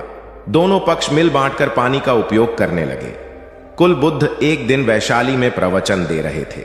विशाल जन समूह उन्हें अत्यंत शांति और तन्मयता से सुन रहा था। कहीं कोई शोर नहीं था, मात्र बुद्ध की वाणी गूंज रही थी। बुद्ध के शिष्यों के साथ उपस्थित लोग बुद्ध के अमृत वचनों का पान पूर्ण एकाग्रता से कर रहे थे। तभी उस शांत वातावरण में खलल उत्पन्न करती एक व्यक्ति की जोरदार आवाज आई, आज मुझे सभा में बैठने की अनुमति क्यों नहीं दी गई? बुद्ध उस व्यक्ति का चिल्लाना सुनकर भी मौन रहे। उस व्यक्ति ने पुनः चिल्लाकर यही प्रश्न पूछा। बुद्ध ने नेत्र बंद कर लिए। उनका एक शिष्य बोल उठा, भगवान, बाहर खड़े अपने इस शिष्य को अंदर आने की अनुमति दीजिए। बुद्ध ने नेत्र खोलकर कहा, नहीं, यह अस्पृश्य है। शिष्यगण बुद्ध के मुंह से अस्पृश्य शब्द सुनकर विस्मित हुए और उन्होंने पूछा, वह अस्पृश्य क्यों? कैसे? भगवान, आपके धर्म में तो जात पात का भेद नहीं है। बुद्ध बोले, आज यह क्रोध में आया है। क्रोध से जीवन की एकता भंग होती है। क्रोध ही मानसिक हिंसा करता है। किसी भी कारण से क्रोध करने वाला अस्पृश्य है। उसे कुछ देर तक स्मरण कर लेना चाहिए कि अहिंसा परम धर्म है। कथा का उपदेश यह है कि क्रोध एक असात्विक भाव है जो कर्ता और भोक्ता दोनों के लिए हानिकारक होता है। अतः इससे बचते हुए शांति से विचारने व कार्य करने की प्रवृत्ति अपनानी चाहिए। शांत मन और मस्तिष्क ही विवेकपूर्ण निर्णय लेने में सक्षम होते हैं। बौद्ध संघ के एक भिक्षु को कोई गंभीर रोग हो गया। उसकी हालत इतनी खराब हो गई कि वह चल फिर भी नहीं सकता था और मल मूत्र में लिपटा पड़ा रहता था। उसकी यह हालत देख उसके साथी भिक्षु भी उसके पास नहीं आते और घृणा से मुंह फेरकर आसपास से निकल जाते थे। कुछ दिनों बाद बुद्ध को यह बात पता चली तो वे तत्काल अपने प्रिय शिष्य आनंद के साथ उस भिक्षु के पास पहुंचे। उसकी दयनीय दशा से उन्हें घोर कष्ट हुआ। उन्होंने भिक्षु से पूछा, तुम्हें कौन सा रोग हुआ है? भिक्षु बोला, भगवान, मुझे पेट की बीमारी है। बुद्ध ने स्नेह से उसके सिर पर हाथ फेरते हुए प्रश्न किया, क्या तुम्हारी परिचर्या करने वाला कोई नहीं है? भिक्षु की ना सुनते ही बुद्ध ने आनंद से कहा, पानी लेकर आओ, हम लोग पहले इसका शरीर स्वच्छ करेंगे। आनंद पानी लेकर आए।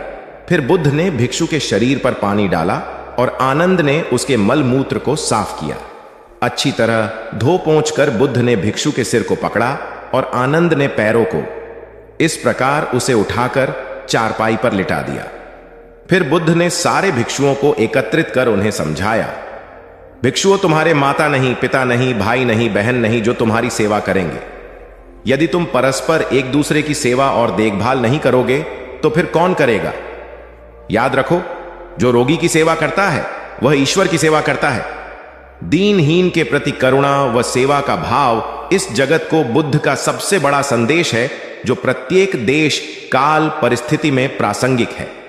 गौतम सिद्धार्थ बुद्धत्व प्राप्त करके महात्मा बुद्ध बन गए। सत्य, अहिंसा और दया की मूर्ति बुद्ध अपने शिष्यों के साथ एक गांव में पहुंचे। कुछ अज्ञानी लोग उनके विरोधी थे। वे बुद्ध को अपशब्द कहने लगे।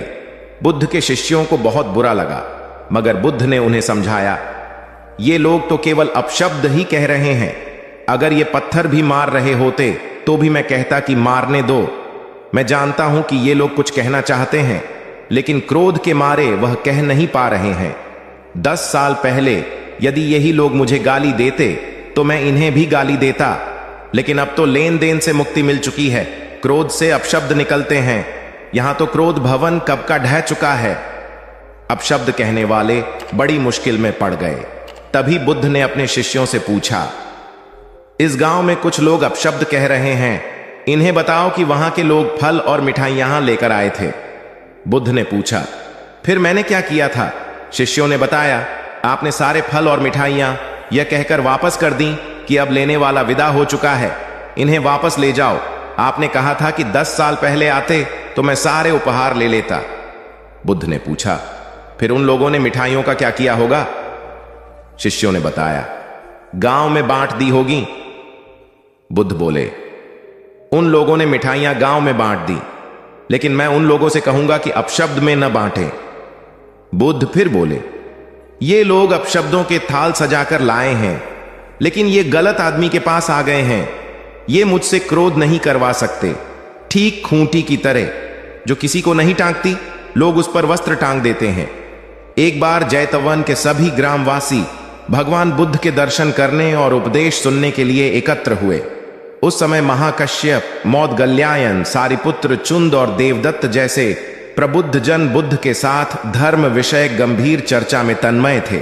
ग्रामवासी थोड़ा ठिठक कर खड़े हो गए, क्योंकि इतने ज्ञानी जनों के बीच उन सभी को असहज सा महसूस हो रहा था। कुछ देर बाद बुद्ध की दृष्टि इन ग्रामवासियों पर पड़ी। उन्होंने तुरंत धर्म चर्चा रोक दी। प्रबुद्ध जन बुद्ध के इस व्यवहार पर चकित हो उठे और प्रश्नात्मक दृष्टि से उनको ओर देखा। बुद्ध अनाथ पिंडक नामक जिज्ञासु से बोले, भद्र, उठो, सामने ब्राह्मण मंडली खड़ी है, उन्हें आसन दो और आतिथ्य की सामग्री ले आओ। अनाथ पिंडक ने पीछे मुड़कर देखा तो उसे ब्राह्मण मंडली तो कहीं नहीं दिखी। मैले कुचैले या फटे वस्त्रों में खड़े ग्रामवासियों का झुंड दिखाई दिया।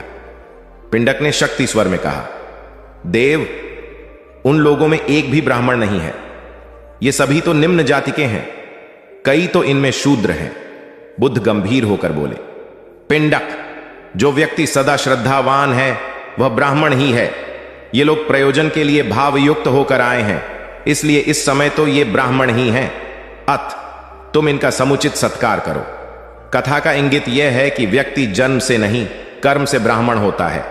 जो सद्गुणी हो और सत्कर्मी हो वे शूद्र जाति में जन्मने के बावजूद ब्राह्मण हैं, तथा उसी रूप में उनका आदर किया जाना चाहिए। यदि जीवन का संतुलन बिगड़ा और थकान आई तो समझ लीजिए कि बीमारी आई, और यदि वापस ऊर्जा अर्जित करने के लिए विश्राम किया जा रहा है तो ऐसी थकान वरदान भी साबित हो सकती है। इन दिनों जिस तरह की हमारी जीवन शैली है, इसमें असंतुलन बहुत अधिक है। सुबह उठने से लेकर रात को सोने तक शरीर की कुछ नियमित क्रियाएं हैं, आदमी उसे भूल गया है। गौतम बुद्ध बहुत काम करते पर कभी थकते नहीं थे। आज भी कई साधु संत उतना ही परिश्रम कर रहे हैं जितना एक कॉर्पोरेट जगत का सफल व्यक्ति करता है, और जब वे रात को सोते हैं तो पूरी बेफिक्री के साथ। बुद्ध से उनके शिष्यों ने एक बार पूछा था, आप थकते नहीं? बुद्ध का उत्तर था, जब मैं कुछ करता ही नहीं तो थकूंगा कैसे? बात सुनने में अजीब लगती है लेकिन है बड़ी गहरी। अध्यात्म ने इसे साक्षी भाव कहा है, स्वयं को करते हुए देखना। यह वह स्थिति होती है जब तन सक्रिय और मन विश्राम की मुद्रा में होता है। आज ज्यादातर लोग असमय, अकारण थक जाते हैं, जिसका एक बड़ा कारण असंतुलित जीवन है। एक होता है थकान को महसूस करना और दूसरा है स्वाभाविक थकान, जिस समय आपकी रुचियों, इच्छाओं और मूल स्वभाव में धीमापन आने लगे, अकारण चिड़चिड़ाहट हो जाए। समझ लें कि यह थकान बीमारी है। इसलिए प्रतिदिन योग, प्राणायाम और ध्यान करें। ये क्रियाएं अपने आप में एक विश्राम है, करने वाला कोई और है, हम तो महज उसके हाथों की कठपुतली हैं। यह मनोभाव भी थकान को मिटाएगा। क्या दिक्कत है ऐसा सोच लेने में? महात्मा बुद्ध ज्ञान प्राप्ति के लिए घोर तप में लगे थे। उन्होंने शरीर को काफी कष्ट दिया, यात्राएं की, घने जंगलों में कठिन साधना की, पर आत्मज्ञान की प्राप्ति नहीं हुई। निराश हो बुद्ध सोचने लगे, मैंने अभी तक कुछ भी प्राप्त नहीं किया, अब आगे क्या कर पाऊंगा?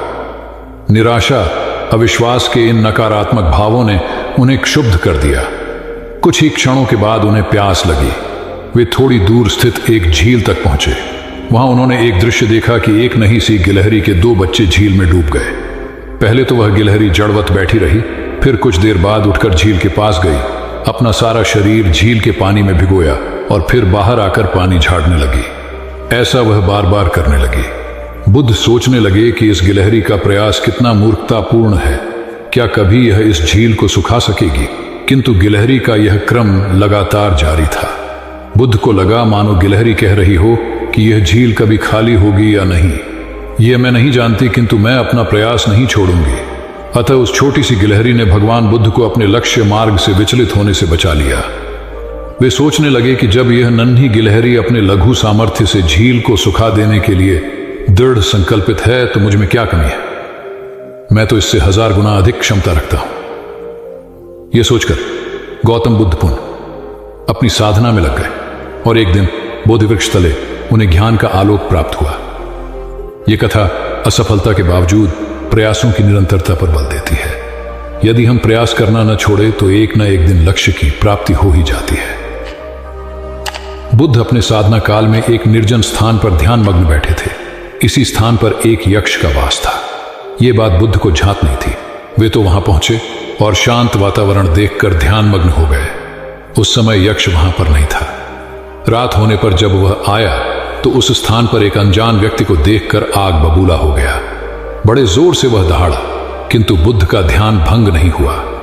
यक्ष ने उन्हें हाथी का रूप धारण कर डराना चाहा, किंतु बुद्ध यथावत ध्यान मग्न बैठे रहे। उसने बुद्ध को डराने के लिए क्रमशः शेर, चीता, बाघ आदि का रूप धारण किया, किंतु बुद्ध अविचलित ही बने रहे। अंत में उसने भयंकर विषधर का रूप धारण कर उनके पैर के अंगूठे को ढंस लिया, किंतु बुद्ध पर उसके विष का भी कोई असर नहीं हुआ। वे अब भी अप्रभावित रहे। विषधर उनके शरीर पर चढ़ गया और उनके गले से लिपटकर उन्हें जोरों से काट लिया, लेकिन इतने प्रयासों के बावजूद भी बुद्ध की साधना को भंग नहीं कर पाया। थक हार कर नीचे उतर आया और उनसे कुछ कदमों की दूरी पर लेटकर अपनी थकान उतारने लगा। ध्यान पूर्ण होने पर बुद्ध ने उसकी तरफ देखा और उसे बहुत स्नेह से दुलारा। उनका निश्चल प्रेम देखकर सर्प का विष अमृत बन गया और यक्ष ने श्रद्धापूर्वक बुद्ध को नमन किया। कहानी का सार यह है कि मन की कलुषता पर एकाग्रता, स्नेह और संभव से ही विजय प्राप्त की जा सकती है। बौद्ध भिक्षु बोधि धर्म भ्रमण करते हुए एक गांव में पहुंचे। लोग उनका बहुत आदर करते थे।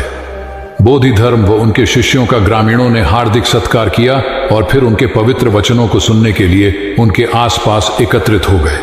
बोधि धर्म लोगों को धर्म और आचरण विषयक अच्छी बातें सरल भाषा में समझाने लगे। तभी वहां एक व्यक्ति आया और बोधि धर्म को अपशब्द कहने लगा। उपस्थित जनसमूह ने उसे रोकने का बहुत प्रयास किया, किंतु वह नहीं माना तथा अनवरत बोधि धर्म को बुरा भला कहता रहा।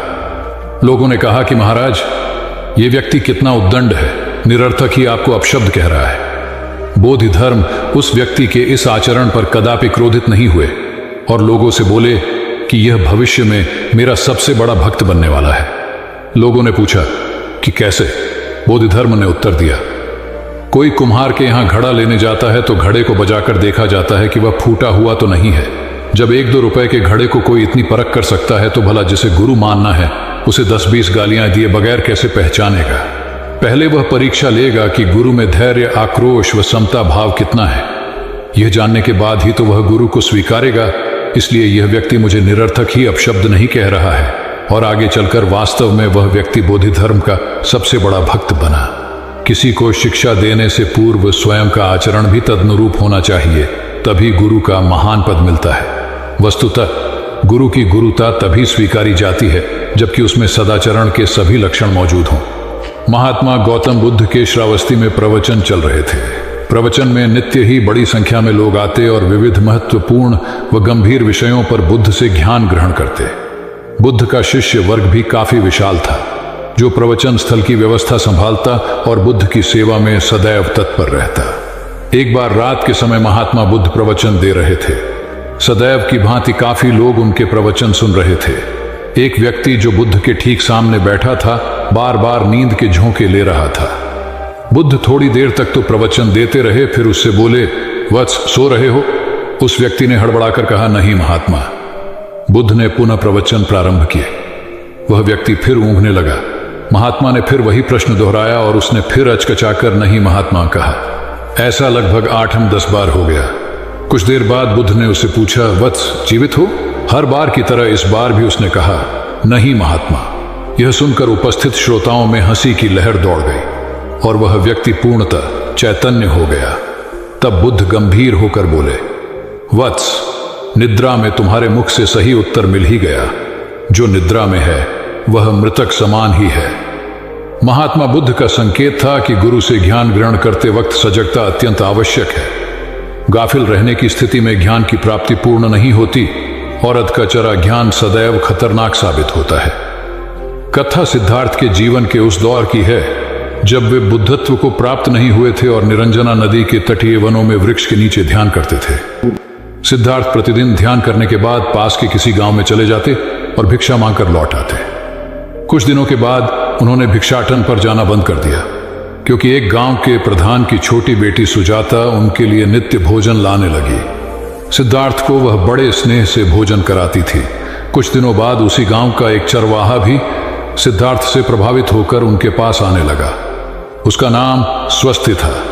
एक दिन स्वस्ति से सिद्धार्थ बातें कर रहे थे कि सुजाता भोजन लेकर आई। जैसे ही सिद्धार्थ ने भोजन करना शुरू किया, उन्होंने बातचीत बंद कर दी। जितनी देर तक वे भोजन करते रहे, बिल्कुल चुप रहे और वहां सन्नाटा छाया रहा। स्वस्ति को हैरानी हुई। उसने सिद्धार्थ के भोजन करने के उपरांत उनसे पूछा, गुरुदेव, आप मेरे आने के बाद निरंतर वार्तालाप करते रहे, किंतु भोजन के समय एक शब्द भी नहीं बोले। इसका क्या कारण है? सिद्धार्थ बोले, भोजन का निर्माण बड़ी कठिनाई से होता है। किसान पहले बीज बोता है, फिर पौधों की रखवाली करता है और तब कहीं जाकर अनाज पैदा होता है। फिर घर की महिलाएं उसे बड़े जतन से खाने योग्य बनाती हैं। इतनी कठिनाई से तैयार भोजन का पूरा आनंद तभी संभव है जब हम पूर्णतः मौन हों। अतः भोजन के दौरान मैं मौन रहकर उसका पूरा स्वाद लेता हूँ। वस्तुतः शांति से किया गया भोजन न केवल शारीरिक भूख को तृप्त करता है, बल्कि मानसिक आनंद और सात्विक ऊर्जा भी देता है। सम्राट अशोक संपूर्ण भारत को अपने राज्य में मिलाना चाहते थे, पर कलिंग के युद्ध में हुए रक्तपात को देखकर उन्हें अत्यधिक दुख पहुंचा। उनकी महत्वाकांक्षा ने जो तबाही मचाई थी, उसे देखकर उन्हें खुद पर ग्लानि हुई। उन्होंने देखा कि लोग दर्द से कराह रहे थे। यह सब विनाश केवल उनकी महत्वाकांक्षा से हुआ था। यह सब देखकर अशोक के मन में विनाश का पथ छोड़कर नेकी के रास्ते पर चलने का विचार जगा। अशोक की राजधानी पाटलिपुत्र थी। पाटलिपुत्र अब पटना के रूप में जाना जाता है।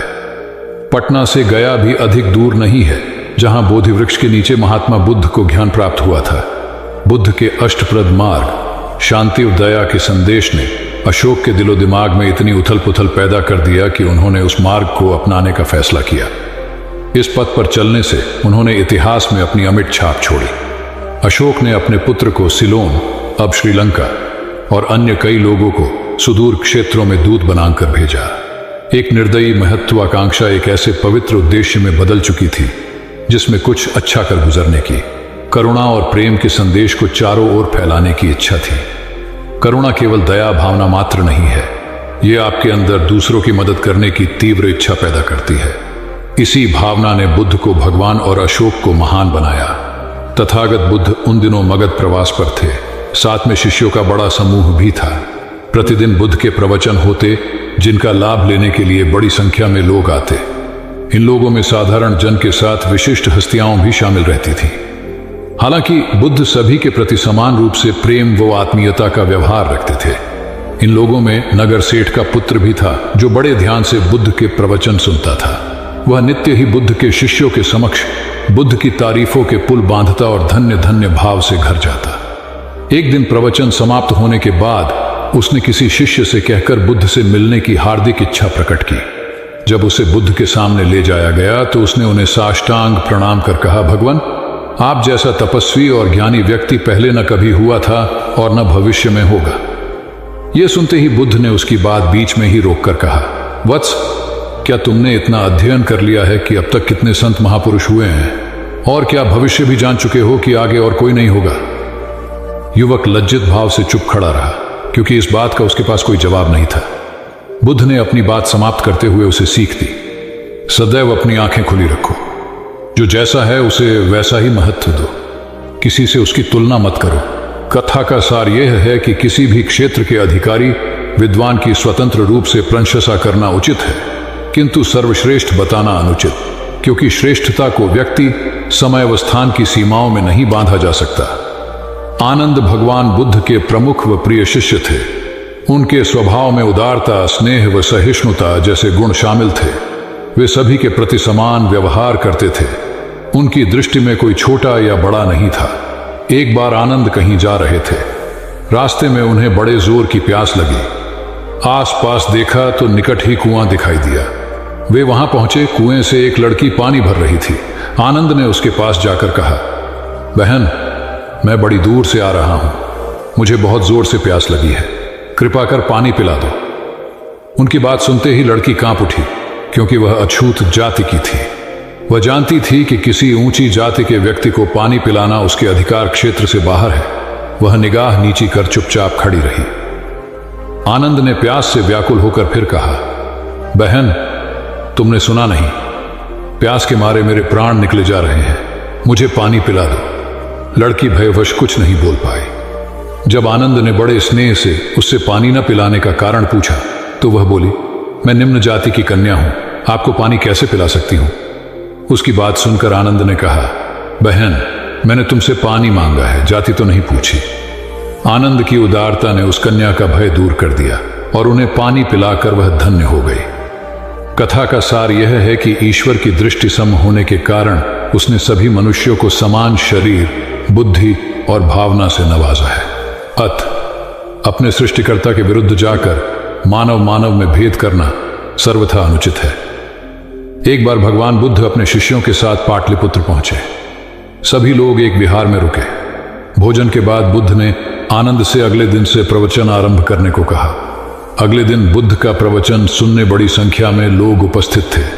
बुद्ध प्रवचन देने के बाद लोगों से मिलते, उनकी समस्याएं सुनते और नेक सलाह देते।